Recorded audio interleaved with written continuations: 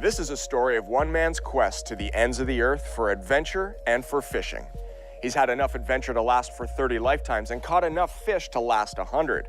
But it's on this quest that he discovers that it's the people in his life that are truly the most important. This is a story told by one man, the only man who could tell his story. We're in Key West, Florida, and we're being guided by Captain Mike Gorton. This is Guided.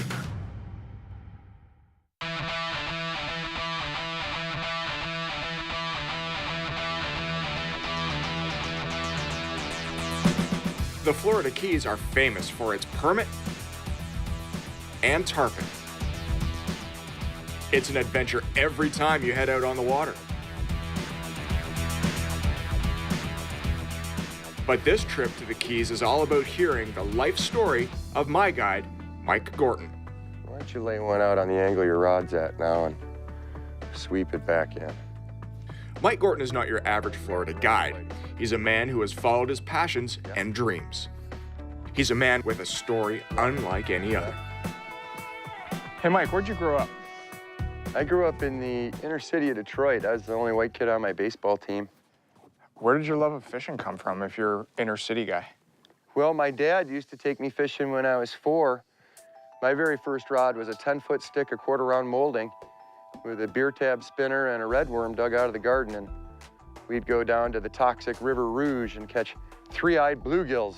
Back then, the river actually lit on fire.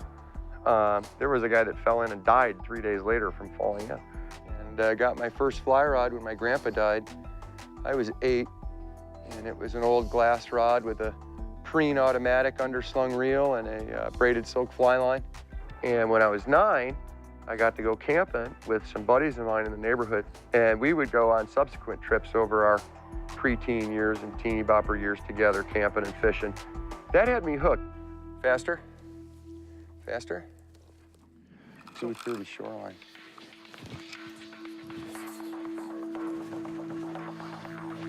Strip it. Unfortunately, I believe he's a half-inch shy of being legit. Yeah, there you go. Let's pop him in the live well. Ow! Yeah, he's got teeth, by the way. They do have teeth. While shuttling around the world doing what he loves most, it's a conversation with his father that changes his perspective on life. And I said, Dad, this living's pretty good. And he says, you know, son, you will never understand the symphony of the universe until you have a child. And Mike's orchestra began to gather when he met the love of his life. My wife is the toughest, smartest, funniest girl. And those aren't compliments from me. Those are from the finest men that I've ever met. We met through fishing way back in 1989. I invited her to go bluegill fishing with me and have a picnic. She got to pick the pond. It was on the side of the Long Island Expressway, North Shore of Long Island. And years later, she told me that she always knew she was going to marry me when she saw me backcast through the power lines and over the cars racing on the LIE and through this narrow little window into the pond to catch toxic bluegills. And we finally got married in 2005 on St. Patrick's Day. Changes in Kim's behavior become a concern. I first noticed there was something wrong with my wife was about April of 2011, because she would just collapse at the end of the day from fatigue. I would come home, of course, exhausted from fishing, and here's the house as a wreck, and Faith's not fed, and she's in bed. But I said, oh, you're 43, you're a girl, it's your gallbladder, go to the clinic. Please go to the clinic. So she went to the clinic. I was guiding that day. She calls me up. She said, yeah, you were right. It's my gallbladder. They want to send me to the emergency room to do a study on gallbladder function. The 13th of April. Way from 45 minutes from the dock and another 45 minutes to the emergency room. I get this phone call, her in tears.